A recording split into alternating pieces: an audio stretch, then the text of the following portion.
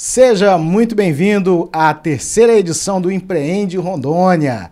E nessa edição eu tenho a honra de trazer um participante duplamente especial. Primeiro, que é um grande empreendedor, e segundo, que é um amigo de longa data, já foi meu aluno, é também professor de destaque nacional.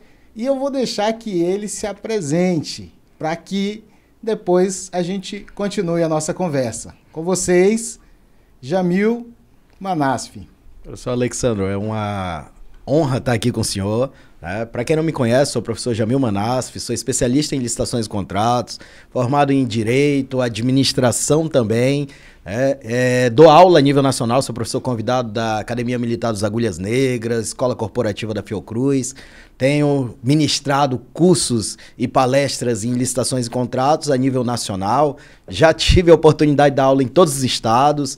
Última contagem que eu fiz agora estava com 501 municípios, né? Então, a minha pegada é sala de aula, mas também venho empreendendo. Estou aí caminhando para o mundo digital também, para aulas, né, gravadas, já faço aulas ao vivo também. Então, a ideia é que hoje eu sou CEO da Inex Treinamento e Capacitações e já fui também CEO da Public Think Treinamentos, uma empresa daqui de Rondônia que vem ministrando cursos e capacitações a nível nacional. Hoje quem toca é minha esposa, ela que é a proprietária hoje, e eu estou empreendendo agora nesse ramo digital. Que maravilha! E assim, é uma recompensa única e até inexplicável em termos de palavra, quando um professor encontra um aluno como professor também. Eu falo isso porque eu tenho grandes amizades com professores que foram meus professores, depois se tornaram meus colegas de trabalho, amigos pessoais, e sempre ouvi deles essa satisfação. E hoje tenho alguns alunos, ex-alunos, né, na verdade, que também são professores hoje. E é muito satisfatório ver pessoas enveredando também por essa carreira. E é uma carreira gratificante porque, enquanto o profissional de sucesso, de destaque, ele se desenvolve na sua carreira, ele cresce, e a gente fica muito feliz e vê ele florescer, e vê ele ajudando pessoas que estão diretamente ligadas ao exercício específico da profissão dele. O professor é como aquela pessoa que espalha a semente no campo, né? Ele não faz de um para um, de um para dois, para um pequeno grupo. Ele espalha a semente que se multiplica. E é comum que professores inspirem outros professores, outras pessoas, a se tornar professores, e cada um leva a sua mensagem. E essa multiplicação é uma multiplicação do bem e que faz muito bem. Jamil, como foi? Você nasceu aqui em Rondônia, é rondoniense, rondoniano, de coração, de sangue, de nascimento. Conta aí um pouquinho da tua história, do início da tua vida. Eu acho engraçado, professor, que eu não sou rondoniense, né? Eu me tornei rondoniense. Eu sou amazonense, naquela época que tinha que sair daqui para nascer em algum lugar. Nasci em Manaus, passei a quarentena e voltei para cá e nunca mais saí. Recebi agora, recentemente, da Câmara Municipal título de cidadão porto-velhense. Venho representando aí Rondônia a nível nacional em grandes eventos, grandes seminários, congressos. E para mim é um orgulho, né, poder representar esse estado que me acolheu ainda quando era pequeno, né? Então, só nasci em Manaus, vim para cá, tanto que às vezes eu me esqueço que eu sou amazonense. E falo para todo mundo que eu sou rondoniense. Na verdade, foi amazonense só de nascimento, né? Só de nascimento. Minha vida toda foi aqui. Eu nasci no Paraná e vim para Rondônia com 5 anos. Então, a minha vida toda, tirando algumas poucas lembranças da infância do Paraná, de muito frio, da cidade de Pato Branco, em lembrança ao pessoal do Sai de Baixo, o restante de toda a minha história de vida foi aqui em Porto Velho, especificamente, né? Em Rondônia, mas mais especificamente em Porto Velho. E a vida profissional começou quando e com o quê? Legal que a minha vida profissional já começou dentro da administração pública. Fui servidor por 23 anos, iniciei minha carreira como agente comunitário de saúde, depois em desvio de função fui para o Fundo Municipal de Saúde, onde tive o primeiro contato com essa área de licitações e contratos. Na época eu acho que fazia administração pública ainda, comecei a trabalhar com essa parte de documental, acabei criando gosto. E com o passar do tempo, passei em outro concurso, acabei indo para a Prefeitura Municipal de Porto Velho, na Secretaria de Administração. Na verdade, me pegaram no laço lá na Prefeitura, né, para trabalhar no governo do estado de Rondônia. Na época eu era especialista em terceirização, serviços de terceirização. Então me pegaram para fazer a terceirização lá do Palácio Rio Madeira, né, que a gente chamava de CPA, mudou para CPRM. Então eu fiz toda aquela parte de terceirização e com o passar do tempo eu fui evoluindo lá dentro na carreira, trabalhei na Secretaria de Planejamento, trabalhei também na Secretaria de Assistência Social e o fim da minha história no governo do estado foi na Companhia de Águas e Esgotos, onde tive a oportunidade de ser pregoeiro, presidente de CPL e também leiloeiro. A última função que eu exerci lá foi superintendente de apoio comercial. Dali era só diretoria para cima e acabava. Aí tive que voltar para a prefeitura, né, recentemente, e acabei pedindo as contas até para que eu pudesse empreender de uma forma mais segura. E o legal é que desde do agente comunitário é sempre algo com interação, né? Com interação humana, com solução de problemas, porque eu digo sempre que o empreendedor é aquele que resolve problemas. Resolver problemas é a matéria-prima para se tornar empreendedor. Então, quem não gosta de resolver problemas não tem um perfil clássico de empreendedor, já que o empreendedor ele não vê o problema em si, mas ele vê as oportunidades que surgem a partir dos problemas. E eu digo ainda, cada problema traz consigo uma ou mais oportunidades. E, com certeza, principalmente essa mudança para a questão lá do antigo CPA, deve ter sido bem desafiadora, porque era um saí de uma estrutura que era prefeitura, Sim. Né, uma estrutura pequena, fui para o governo do estado, nossa, cheguei lá totalmente diferente, né, muita condição de trabalho, equipamentos de ponta, então foi uma transição absurda. Mas eu lembro, Alexandro, que quando eu passei no concurso para agente comunitário de saúde, eu não sabia nem o que ia fazer. Era uma pessoa extremamente tímida e me vi num cargo na administração no qual eu tinha que lidar com pessoas.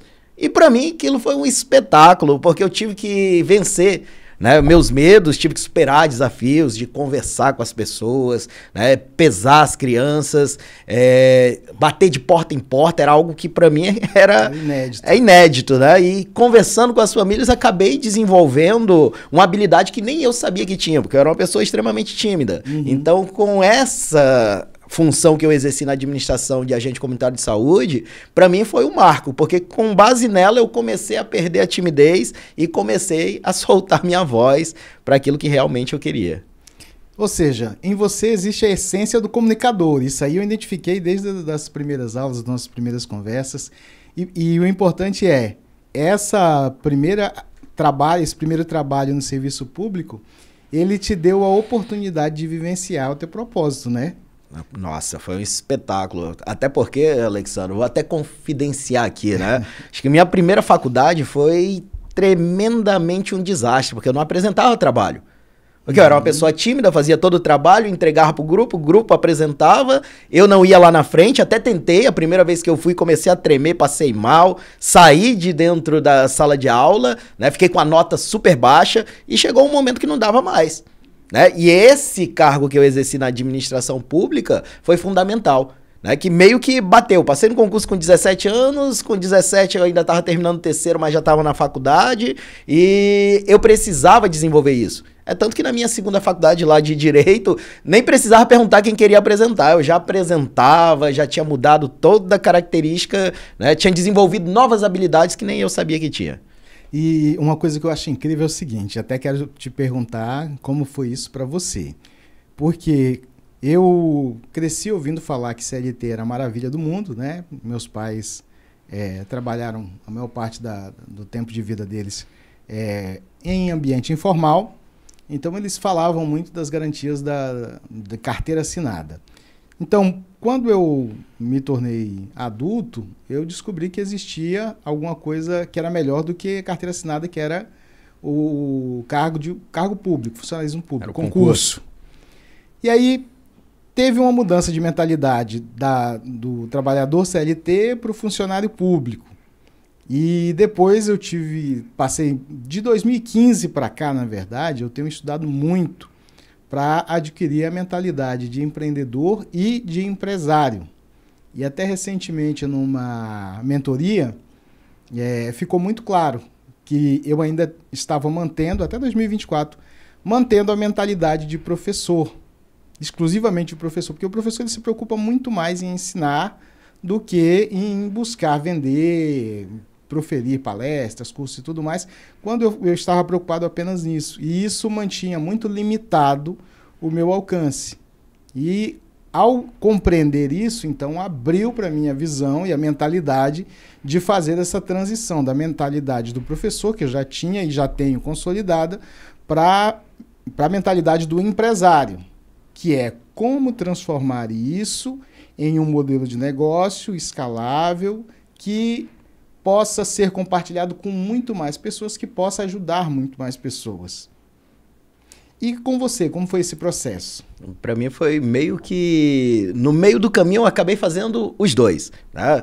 Como eu venho de uma família que era toda de servidores públicos, então a tendência sempre é a gente acompanhar aquilo que vinha dando certo. Então, por isso eu fui para a administração pública. Mas chegou em determinado momento, Alexandre, que eu vi que dentro da administração pública eu tinha aquela tal estabilidade, porque eu fui servidor público por 23 anos, tinha a tal da estabilidade, mas eu não via perspectiva de crescimento. Né? Então, para dar aula fora, foi uma das alternativas que eu achei até para começar a empreender. Né? Como servidor público, muitas das vezes eu tirava férias, licença-prêmio para poder dar aula, e verifiquei que no mercado era muito mais fácil da gente conquistar aquilo que a gente queria do que efetivamente trabalhar e estar recebendo sempre aquele mesmo salário com progressões, né, de 2 em 2 anos, ou então quinquênio de 5 em 5 anos, mas para mim não era aquilo que me satisfazia. Então o que eu fiz? Eu comecei a fazer a transição da minha carreira na administração, dando aula quando podia, né? Acabei gostando, pedi afastamento, aí passei quase 3 anos, depois juntei mais licença-prêmio, quase 5 anos afastado, né? Já preparando essa transição para ir efetivamente começar a empreender. Fiz muitos cursos, né? Fiz o G4 lá em São Paulo, que abriu bastante a minha mente. No meio do caminho eu sempre ia auxiliando as empresas que me contratavam, como eu sou administrador, né? Mas eu era administrador público, então eu tive que mudar a minha cabeça de administrador público para administrador de empresas. Então eu ia ajudando essas empresas a se desenvolverem e com o passar do tempo eu fui adquirindo conhecimento. Foi quando eu parei e pensei, ora, na administração não dá mais.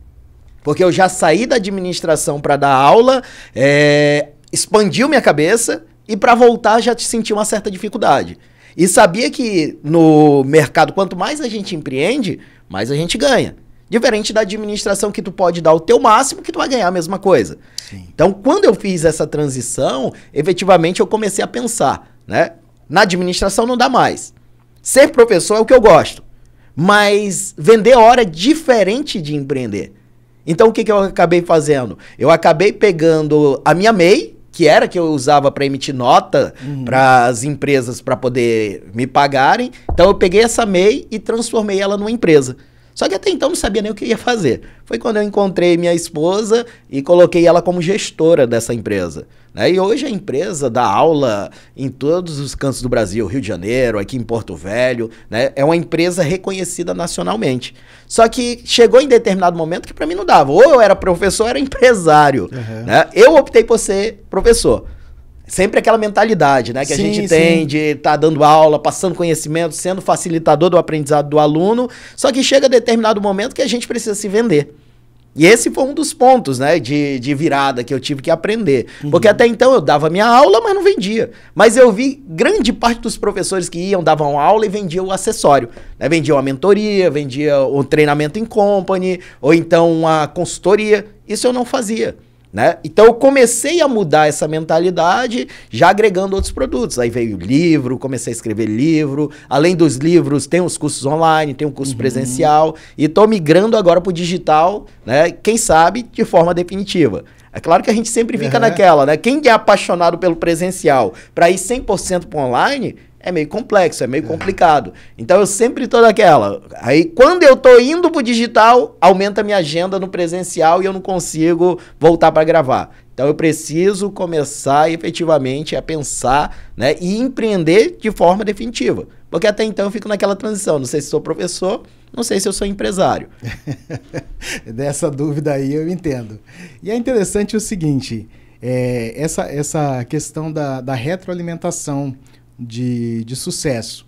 O presencial, nada se compara com o presencial. Você está em um púlpito, uma plateia com adrenalina público, diferente. a energia que está presente ali não tem comparação. Só quem vive essa experiência pode sentir, porque não é algo que dá para explicar. E o alcance que a gente tem no digital é algo absurdo. É muito maior. Na época da pandemia, eu estava passando o feed do Facebook. Estava num momento ali meio de descontração e passando o feed do Facebook. Eu vi uma live do Eduardo Costa. E o Eduardo Costa estava de camiseta, salvo engano, bermuda. Ele estava numa área aberta. Ele estava lá com violão, voz de violão, pá, tocando. E aí eu parei para ver a estrutura, se tinha alguma coisa de estrutura técnica. Era um celular gravando ele. Ele estava com um violão de corda de nylon, não era um violão mais técnico, mais especializado. Era um violão, é lógico, de ótima qualidade, né? Porque é um cantor profissional. Mas o que é o ponto focal? 1,5 milhão de pessoas assistindo a live de um homem tocando um violão, sendo transmitido em tempo real por um celular. Quando que há décadas atrás, 1, 2 décadas atrás, para ter uma transmissão para 1,5 milhão de pessoas, precisava de uma mega estrutura, centenas de pessoas, equipamentos de caminhões. E hoje em dia, com um único equipamento, um único celular, você consegue falar para milhões e milhares de pessoas, né?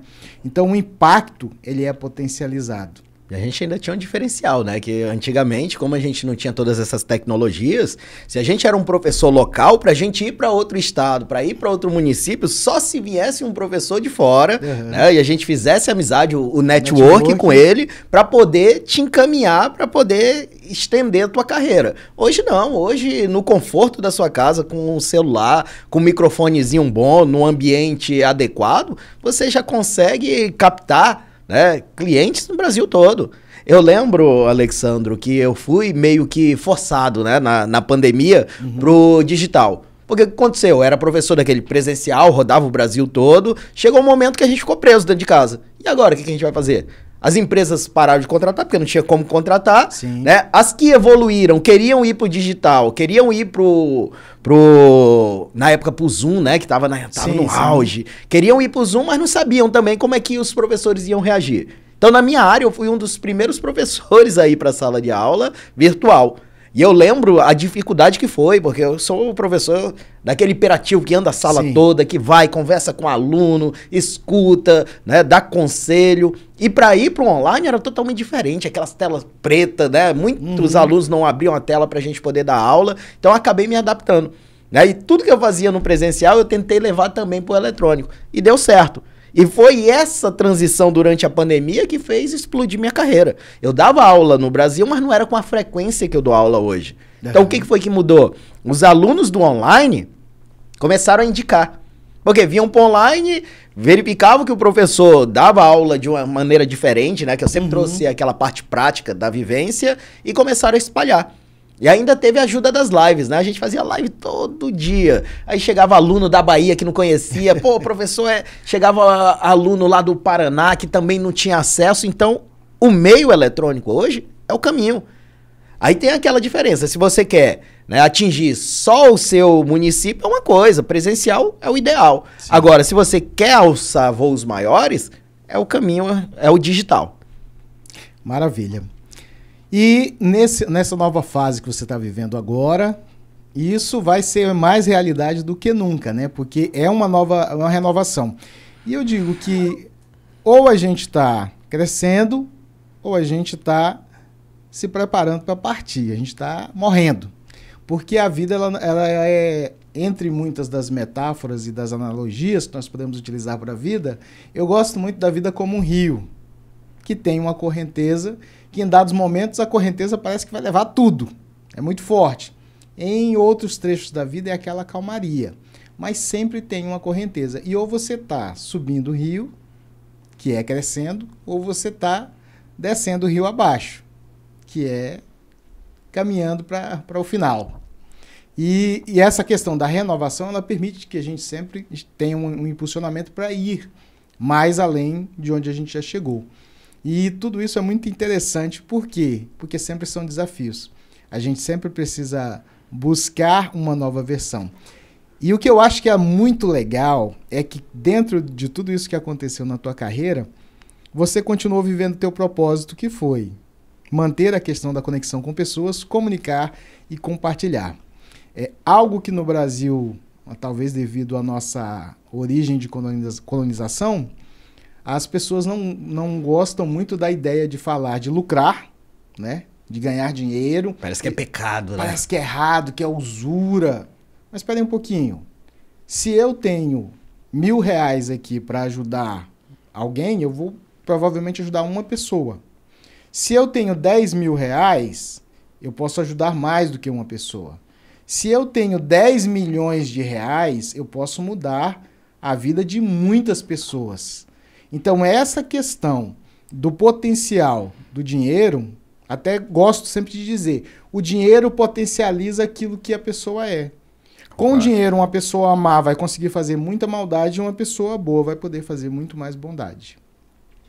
Então, essa questão da gente partir para vender produtos e conhecimento é algo muito bom. Por quê? É bom para quem vende, porque você está dando aquilo que você tem de melhor, que é transferível, o conhecimento. E a pessoa que recebe isso, ela encurta um caminho que talvez ela levaria anos para poder chegar a esse ponto. Eu tiro isso pela experiência com mais de 12 anos de professor de Direito e Processo Penal. Às vezes até alunos de outras faculdades, também dei aula em cursinho, preparatório para concurso, isso tem uma pegada e uma energia diferente do ensino universitário, que tem que ser num ritmo um pouco mais lento, né? No cursinho você espirra e o aluno anota. E às vezes dava o horário de encerrar a aula e o aluno, vamos lá, professor, vamos mais um pouquinho. Continua, aí. Vai. Algumas vezes na faculdade, com algumas turmas, eu também tive essa experiência de acabar o horário e o pessoal tá ligado na aula e não querer encerrar a aula. Mas também já tive muitos alunos, o pessoal libera mais cedo, né? Que é aquela questão de pagar o mais e querer receber o menos. Então, essa questão de aula, de mentoria, tanto mentoria coletiva quanto mentoria individualizada, eu gosto sempre de explicar o que ela faz. Ela poupa tempo, recursos, e ela acelera muito os resultados. Por quê? Os erros primários que seriam cometidos, que todo mundo comete para aprender, quando se tem um mentor, você fica livre desses erros, porque o mentor vai te explicar, olha, esses aqui são os erros que quase todo mundo comete quando começa. São os básicos. São os básicos, faz parte do pacote iniciante. Aí você já tem como ficar atento a isso. Você também adquire um conhecimento que, se fosse buscar livros, cursos, fazer uma faculdade, por exemplo, na área de administração, levaria 4, 5 anos. Se você tem um mentor nessa área, e a depender da mentoria, se ela é coletiva ou individual, talvez entre 6 meses ou até mesmo 2, 3 meses, você tem um resultado que levaria anos para poder adquirir esse conhecimento. Então, quando a gente vende o produto do nosso trabalho, o fruto do nosso trabalho, que é o conhecimento, a gente está potencializando vidas. Eu acho engraçado, Alexandre, que o pessoal ainda não entendeu que a gente vive vendendo, né? Ou a gente vende um produto, ou a gente vende uma ideia, vende um pensamento, a gente já nasce vendendo. Então, é algo que a gente precisa se acostumar. Em todo momento a gente está vendendo alguma coisa. Se eu estou na administração pública, eu vou levar uma ideia para o meu chefe, eu tenho que vender. Sim. Né? E ele tem que comprar essa ideia. A mesma coisa é o que a gente faz quando a gente está empreendendo. Só que a gente precisa entender que vergonha não leva ninguém a lugar nenhum. Né? E esse era um dos problemas que eu tinha, né? Vergonha. Eu sou só professor, não sou vendedor. Mas dentro de cada um tem a sua personalidade e lá dentro tem essa característica de vendedor. Porque só assim a gente consegue alcançar o sucesso. A gente tem que vender. né? A gente vende pensamentos, a gente vende produtos, a gente vende aulas. E eu costumo dizer, o aluno quando compra uma aula minha, ele não está comprando só a aula. Ele está comprando, Alexandro, os 23 anos que eu tive de administração pública, a experiência que eu fui adquirindo, as faculdades que eu fiz, os livros que eu li, né? Os livros que eu escrevi, os pensamentos que eu tive lá atrás dentro da administração pública. Então não é só a aula como produto, ele está comprando o professor como um todo. E o professor chega na sala de aula e a ideia do professor é efetivamente simplificar a vida do aluno. Eu costumo dizer, né? A gente entra na sala de aula para ser facilitador do aprendizado do aluno. Então fica muito mais fácil para o aluno ele aprender quando a gente já vem trazendo ali, ó, isso aqui eu fiz, deu certo, isso aqui eu fiz, deu ruim, né? E eu contornei dessa forma aqui, então fica muito mais fácil. Eu costumo dizer que a gente precisa ter um mentor para tudo, né? Um mentor na nossa vida pessoal, mentor na nossa vida profissional. Vai empreender, a gente precisa de alguém que já chegou lá, né? Eu preciso me acompanhar de pessoas que já estiveram ou estão onde eu quero chegar. E o grande problema é que a gente, muitas das vezes, quando vai empreender, a gente se agarra na família. E a família é a primeira a dizer que não vai dar certo. Ah, se fizer assim não vai dar certo, é louco. E a gente é louco até dar certo. Depois que dá certo, a gente vira gênio, né? Gênio. Ainda essa semana eu postei isso no Insta. E assim, a família, eu gosto sempre de ressaltar esse ponto. A família, às vezes, tenta nos proteger, porque eles não têm a visão e nem estão dispostos a pagar o preço por aquilo. Então, eles pensam assim, não, isso aqui é muito difícil, então é melhor eu aconselhar ele a não fazer. Embora com uma ideia positiva, mas cada um vive o seu propósito, cada um vive o seu caminho, né? E outra coisa, quando você faz uma aula com o Jamil, você não vai receber nessa aula só tudo isso que ele falou, que já é muita coisa, mas ainda os investimentos que ele fez em aprendizado, em mentorias, em treinamentos, em estudos, em cursos, em palestras, em eventos. Então, investir em conhecimento é sempre a melhor opção. Eu gosto de dizer duas coisas. Primeiro, tudo é comunicação. Quando você chega em um lugar, você já comunicou. Como você está vestido, qual a sua postura, como você olha, como você se porta. A sua fala ou o seu silêncio dizem muito a seu respeito. E assim como tudo é comunicação, tudo também é venda. Sim. Porque ou você vendeu que você é daquele grupo, você pertence, você tem algo a agregar, você é bem-vindo, ou com a sua chegada você já vendeu uma imagem de que é nocivo, que não é parte daquele grupo. A gente vive aquele tal do pré-conceito, né? A pessoa olha pra ti, viu que tá bagunçado, né? Deixa de lado. Eu lembro, Alexandre, assim, quando eu comecei a dar aula, eu ia... Pô, novo, né? Comecei a dar aula, acho que tinha o quê? Uns 18, 19 anos. Né? Já dava aula para administração pública, para servidores públicos, eu ia com camisa normal. Aí o pessoal olhava assim, quem é esse moleque aí que vai falar?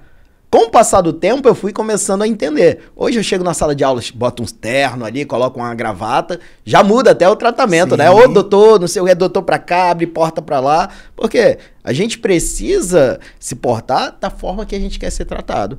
E muitas das vezes a gente não leva em consideração isso. Às vezes o professor, né, o empresário, tem um puta potencial, mas o cartão de visita dele, quando ele chega no local, já não passa, não é condizente com aquilo que ele quer vender. Então a gente precisa sempre estar se renovando. Uma das coisas que eu aprendi, né, pô, para vestir terno aqui no norte, quente, né?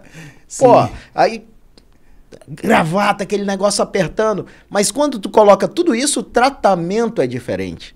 Sim. As pessoas começam a te olhar de uma forma diferente. E isso eu vivenciei no Brasil todo. Eu lembro que até pouco tempo atrás andava aqueles ternos, parecia terno de defunto. Sim. Maior, passando na...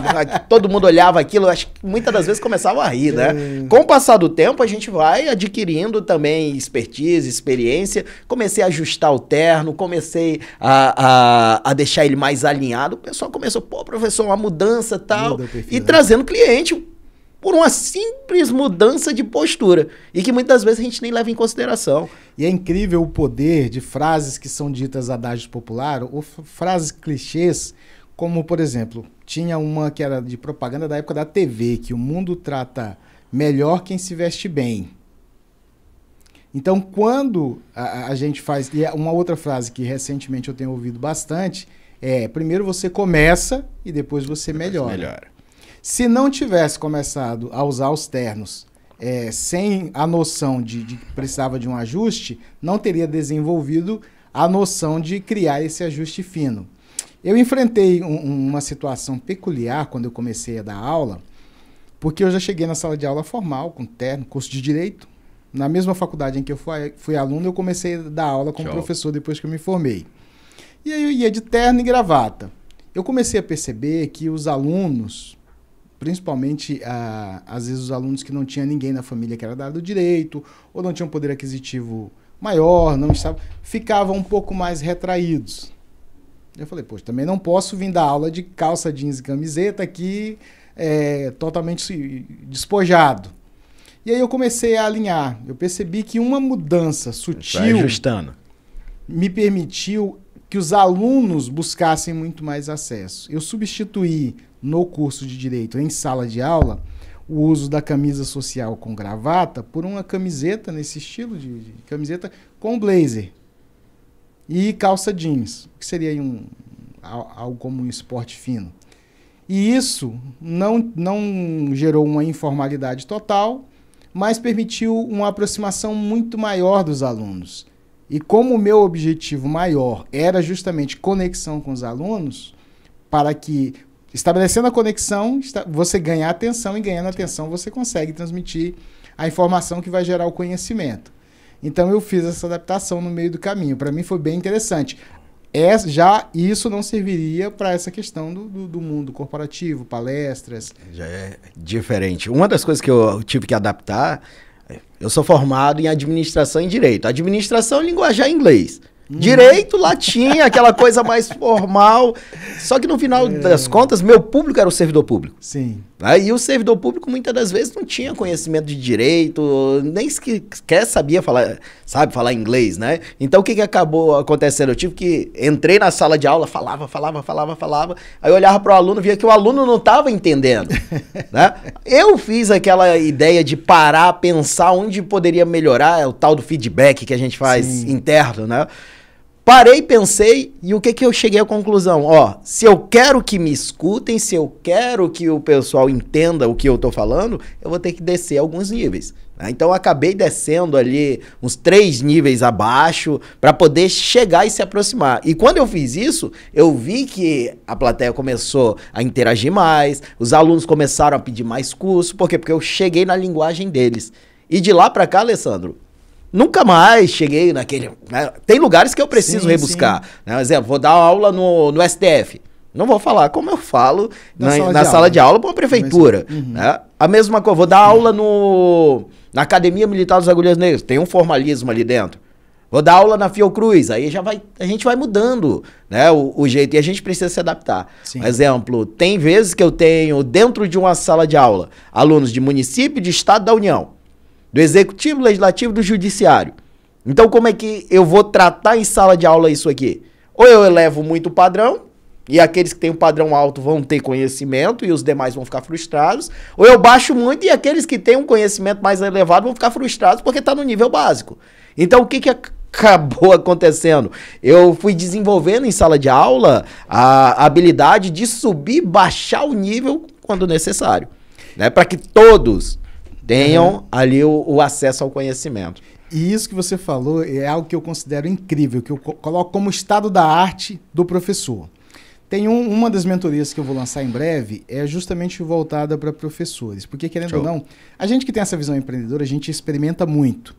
E eu era, com certeza, um dos professores que mais experimentava em termos de inovação e sempre buscando conexão com os alunos. Quando eu era acadêmico de Direito, eu tinha uma professora excelente, mas excelente de primeiro nível de grandeza, de conhecimento.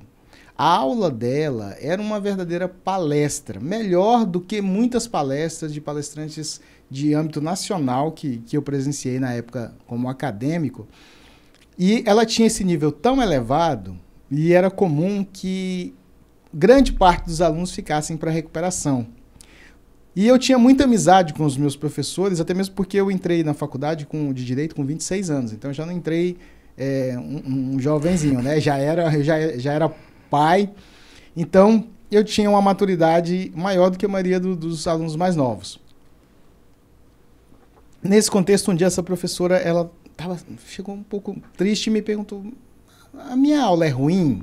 Eu falei, não, sua aula é a melhor aula que tem. Quando a gente tem aula com a senhora no semestre, a senhora, eu não falto sua aula. Sua aula é melhor do que muitas palestras que já tivemos aqui na faculdade. Aí ela falou, mas por que tanta gente fica? Aí eu falei, professora, a sua aula é tão boa e o nível é tão alto que nem todo mundo consegue acompanhar. E realmente, esse era um detalhe.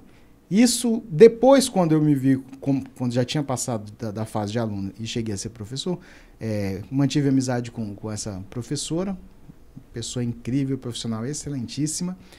E quando eu me tornei, então, professor, eu busquei desenvolver isso, que é esse aspecto de transformar o complexo em algo sofisticadamente simples.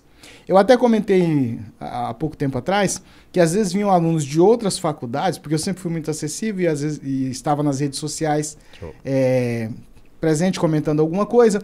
Então, às vezes, os alunos faziam contato e perguntavam se podia vir presencialmente, trocar uma ideia, perguntar. E às vezes eles chegavam e falavam, professor, essa situação assim, esse problema aqui eu não consegui entender. E aí eu gosto muito do método socrático, que é perguntar para poder descobrir os conhecimentos prévios que já estão estabelecidos, para a gente estabelecer um nivelamento e, a partir daí, construir o próximo nível de conhecimento. E aí fazia as perguntas estruturais e, com perguntas, era muito comum que o aluno chegasse à conclusão. E os alunos me perguntavam, era uma pergunta recorrente, professor, se é tão simples assim, por que os professores me ensinam assim? Por que o meu professor lá não fala assim? Então, é lógico que não vou dizer que todas as minhas aulas foram nesse estado da arte, mas chegou um momento em que eu entendi isso. Em um primeiro momento, o professor tem essa necessidade de demonstrar o conhecimento. Então, eram aulas rebuscadas, com palavras técnicas, e às vezes eu percebia que os alunos não entendiam. E em um primeiro momento eu achava que era responsabilidade deles correrem atrás. Mas a realidade do universitário brasileiro é diferente da realidade de outros lugares onde a pessoa vai jovem para a faculdade e ele está ali só para estudar. Aqui era pai de família, correndo atrás do sustento, correndo atrás de dinheiro para pagar a faculdade, resolvendo se manter problemas, acordado dentro se manter de sala de aula. Então, quando eu percebi isso, eu falei, não, quem tem que refinar sou eu. E aí eu fui trabalhar essa questão do refinamento do conhecimento.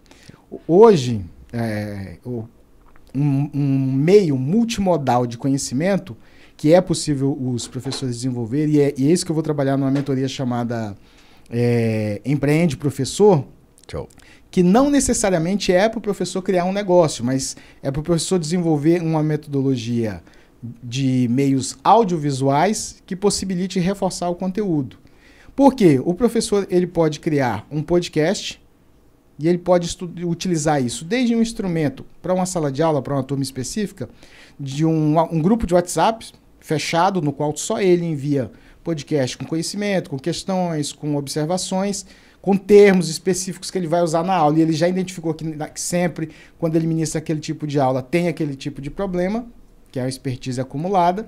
Ele também pode gravar aulas, quer seja screencast, que é só a tela com conteúdo, aulinha curta, para preparar para a aula principal, e também pode desenvolver as lives complementares ao conhecimento, de uma forma que aí vai existir espaço em sala de aula para trabalhar meios alternativos e muito mais aquela questão de fazer a metodologia ativa, que é colocar o aluno para poder ter uma experiência prática na condução daquele conhecimento teórico. Porque hoje o principal problema é os alunos saem da faculdade com conhecimento teórico, mas distante da prática.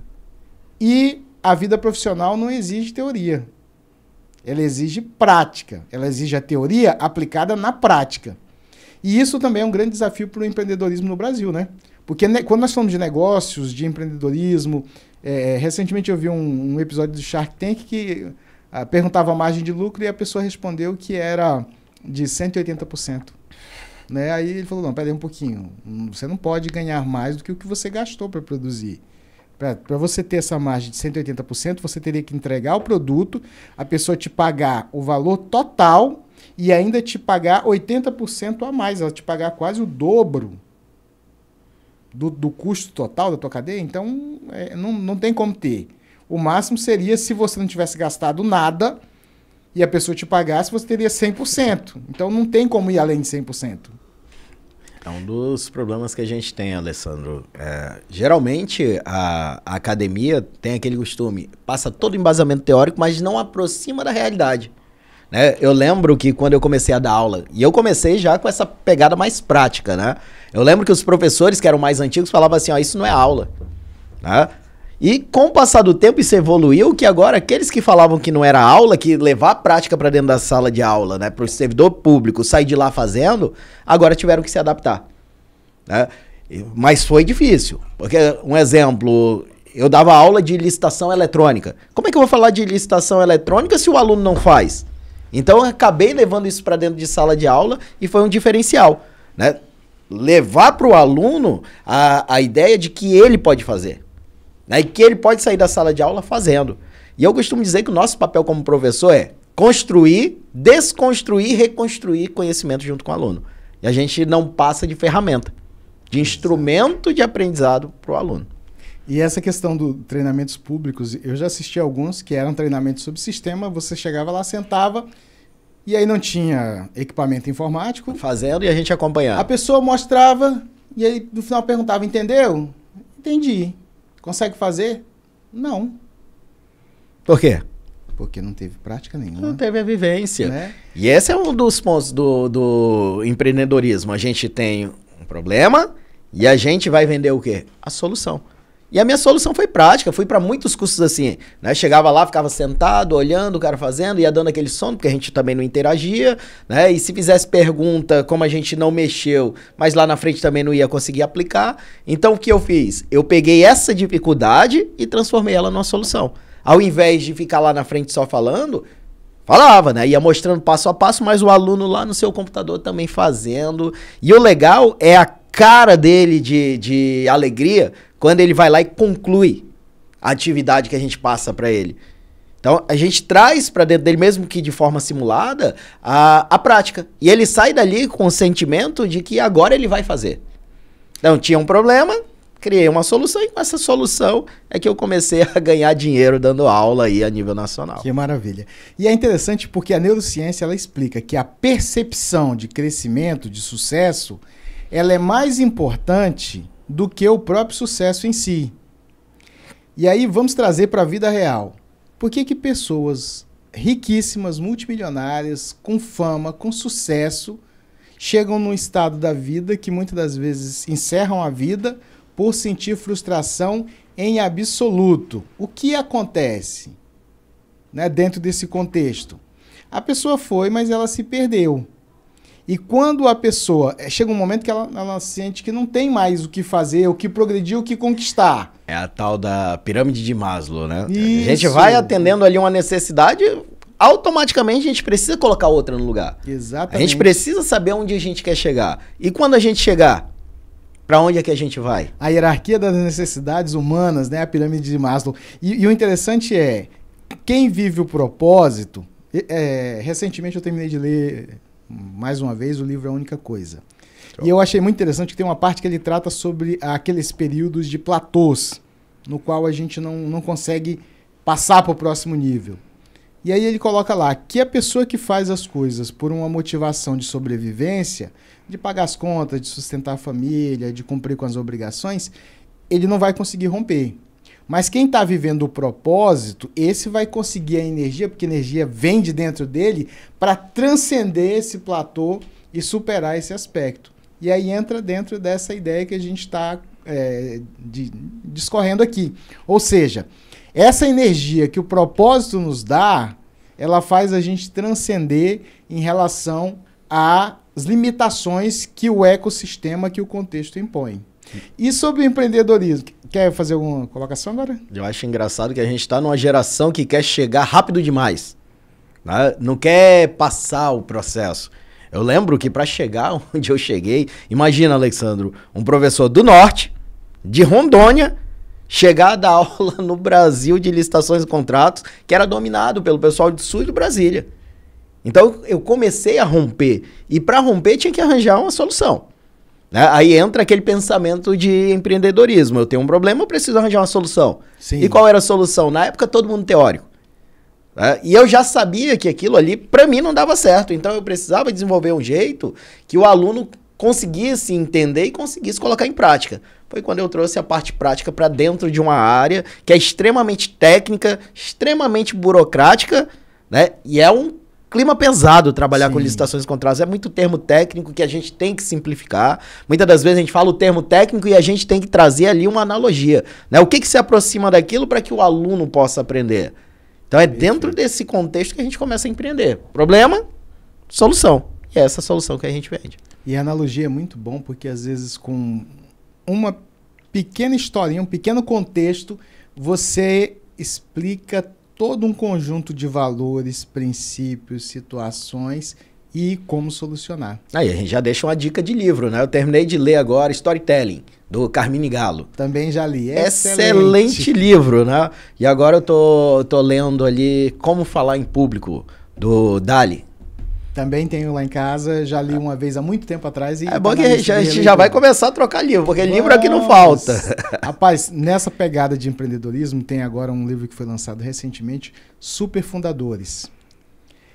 Foi um estudo acadêmico sistematizado dos fundadores de empresas bilionárias. Show. Um dado que eu achei incrível, porque muito se projeta que o fundador das startups é sempre um cara muito novo, ali na faixa dos 20 anos. Eu estou justamente no capítulo que eu leio vários livros ao mesmo tempo. Eu tenho esse hábito desde que eu me entendo por gente. Eu não leio só um livro. Então eu estou com um capítulo aqui, está interessante, eu estou lendo o livro. Começou a ficar um pouquinho monótono naquela leitura, eu paro e vou para um outro que me desperte a vontade de ler.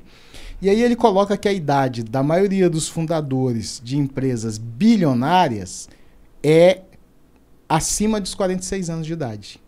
Foi nessa idade que eles já tinham acumulado bagagem suficiente para criar empresas que fossem com esse valor de mercado. Já tinha vivenciado sucesso, fracasso. Já tinham fundado várias outras empresas milionárias. Mas para chegar à casa de empresas que tinham um valor bilionário, eles já tinham que ter resolvido muito. Tem que ter a bagagem. Muita bagagem. Então, essa questão é muito incrível. E aí você pega um livro desse, de um autor que fez um estudo com os maiores empresários do mundo, de vários ramos, e você lê esse livro e você compartilha muitas vezes com pessoas que não terão a oportunidade de fazer essa leitura pela correria, pelo momento, pelo contexto. Agora eu tenho uma pergunta, e aí é algo que só você pode responder, porque é algo da tua vivência. Como foi, é muito diferente essa questão do empreendedorismo local para essa expansão do empreendedorismo nacional, porque às vezes tem-se uma percepção de que aqui é mais difícil.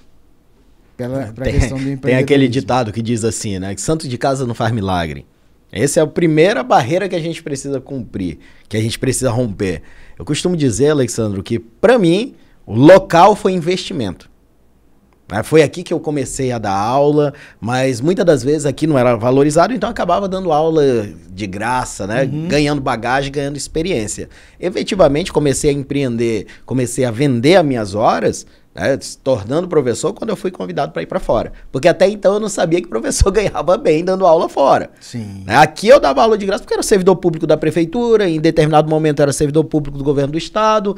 Então aqui para mim era tarefa de casa, era investimento, era bagagem, era hora de sala de aula que eu fui acumulando ao longo do tempo para poder, né, ganhar expertise para ganhar o mundo, para poder. Eu tô falando o mundo porque eu já tô com proposta para ir para o Panamá, para ir para Nova York, dar aula também nessa área, né, que eu ministro. Mas o legal é que tudo que eu passei aqui me serviu como base para que eu pudesse me projetar para outros estados. Para voltar para cá, para Porto Velho, porque eu voltei para poder dar aula em Rondônia, né? Mas eu voltei para dar aula em Rondônia depois que eu fiz nome fora. Então eu usei aqui como investimento, como base para ganhar projeção. Na época era só Orkut ainda, né? Orkut, Facebook. Ia dar uma aula, tirava uma foto ali, postava. E aquilo foi gerando bagagem, eu costumo dizer atestado de capacidade técnica, expertise para que eu pudesse alçar voos fora daqui do estado. E quando eu voltei para cá, para o estado, para dar aula aqui, as coisas já foram diferentes. Já não era mais de graça, o pessoal já sabia que tinha nome fora. Então, já comecei a ser mais valorizado aqui do que era lá fora. E acabei virando orgulho no norte, né? Recentemente, Alexandre, ganhei o título de comendador da Amazônia, COP30 lá em Belém. Que maravilha. Né? Para representar o norte. Parabéns. Então aqui foi a tua escola, a tua preparação, né? Que foi um investimento. Da saga do herói. Aqui é um foi o teu local de treinamento, onde aqui você que investiu. Eu treinei. Quando você saiu fora do estado, foi a validação e o reconhecimento. E o legal é que quando eu saí daqui, na época eu era acostumado a dar aula nas prefeituras aqui, né? Eu dava aula para o estado também, mas eu ainda não tinha experiência de dar aula fora para outros órgãos, né? Que não fosse daqui, de Rondônia. E eu lembro que o primeiro órgão que eu peguei fora foi o Tribunal de Contas do Amazonas, né? A cidade onde eu nasci. Fui pra lá, tremia mais do que Varia Verde. Mas conhecimento eu tinha, porque eu fui adquirindo bagagem, né? As perguntas que eram feitas em sala de aula, muitas das vezes eu já tinha respondido aqui. Então, eu usei aqui como laboratório, para poder alçar voos para fora, e depois eu voltei para cá. Depois eu voltei para cá para dar aula. Aí voltei já com reconhecimento nacional, aí o tratamento já é outro, totalmente diferente. Mas o legal é que aqui foi investimento, e investimento mesmo, porque muitas das vezes, eu lembro que eu tinha um colega chamado Thiago Sena, né, que era policial civil, era dono daquele Novo Boteco, ele já era empreendedor. Né, e a gente pegava o carro, colocava gasolina, nosso carro, nossa gasolina para descer o interior para dar aula, para poder gerar conteúdo para a gente postar para virar referência. E na época não tinha a proporção que tinha no Instagram, né? A gente jogava lá no Orkut, quem sabe o local via. Né? Então, a gente usou muito aqui como laboratório. É um amigo em comum, Thiago Sena. Thiago Sena. Tava morando agora no Paraguai. Fazia muito tempo que eu não tinha contato. Acho que desde quando ele... Teve um tempo que ele foi trabalhar na Cadete. Eu lembro, a gente precisa de alguém que aposta na gente, né? Sim, com certeza. E quando eu queria desistir, ele, não, a gente já tá aqui, agora vamos. Né? Eu dirijo pra ti, eu tiro foto, depois tu tira foto pra mim e a gente foi. O Thiago é uma pessoa incrível, igual você também, né? Ele já tinha uma mentalidade, os semelhantes, né? Se reconhecem, né? Pessoas boas, pessoas capacitadas, pessoas com coragem, com boa vontade, com boa intenção, que querem fazer o bem, elas se reconhecem. Né? Então, que maravilha. O nosso tempo está encerrando. Com certeza a gente vai ter oportunidade de conversar muito mais em outras oportunidades. Show. Eu quero abrir aqui a oportunidade para suas considerações finais e depois nós vamos estar fazendo o encerramento dessa nossa edição. E gostaria muito de te agradecer pela sua presença, dizer que foi uma honra você estar aqui conosco, trazendo toda essa bagagem, esse reconhecimento que você teve, saindo daqui e levando o nome de Porto Velho, de Rondônia, o seu nome para o Brasil e depois trazendo esse reconhecimento para Porto Velho e para Rondônia também. Bom, Alexandre, para mim é uma honra poder participar desse podcast, principalmente com o professor que eu sempre admirei na faculdade, acho que foi se eu não me engano, na Faro, né? Na extinta Faro. É um dos melhores professores que eu tive. Então, para mim é uma honra poder estar aqui compartilhando um pouco da minha experiência. Tô caminhando nessa área de empreendedorismo também, tô estudando muito. Fui para São Paulo fazer aquele G4, né? E tô caminhando. A ideia é não parar nunca, né? Principalmente quando a gente começa a empreender, uma das qualidades do empreendedor é efetivamente a resiliência e a flexibilidade. E a gente precisa começar a entender que tudo é venda na vida. Né? Tudo é venda na vida. E sem a venda, a gente não consegue chegar aonde a gente pretende estar daqui a mais alguns anos. Maravilha. Essa questão de tudo ser venda, me recordo de uma analogia que uma pessoa usou. Ele disse assim, você acha que as pessoas devem vender? E alguém estava questionando essa questão da venda, do capitalismo. Ele disse, certo, então se uma pessoa... for picada por uma serpente e alguém tem um antídoto, essa pessoa deve vender ou não? Ela tinha que dar. Mas e se essa pessoa também está com o antídoto porque ela tem a preocupação de também ser picada por uma serpente. E aí? Seria vantajoso para quem está precisando agora comprar ou não? E aí ele demonstra que vender é também um ato de caridade e de bondade, porque se naquele momento fosse feito isso, ambos seriam beneficiados. Então vale a pena sim ajudar o próximo, vender, e a gente tem que renovar o entendimento e a mentalidade de que vender é contribuir com o outro, para o crescimento do outro, para o benefício do outro. Quando a gente compra um carro novo ou um carro usado, ele melhora a condição da gente. Quando a gente compra uma casa, um calçado, alguém teve que produzir aquilo. E o conhecimento gera riquezas. Riquezas não só materiais, mas como imateriais. Então, preste atenção, você que está conosco até aqui. Na descrição desse vídeo estarão as redes sociais do Jamil, e eventual site, os projetos, tudo que ele queira colocar de informação, nós vamos colocar na descrição desse vídeo. E esse foi o nosso terceiro episódio do Empreende Rondônia. Curta, compartilhe, dê o seu like e envie para todos os seus amigos que estão antenados com empreendedorismo, com negócios e que querem crescer na vida. Um grande abraço e até o nosso próximo episódio.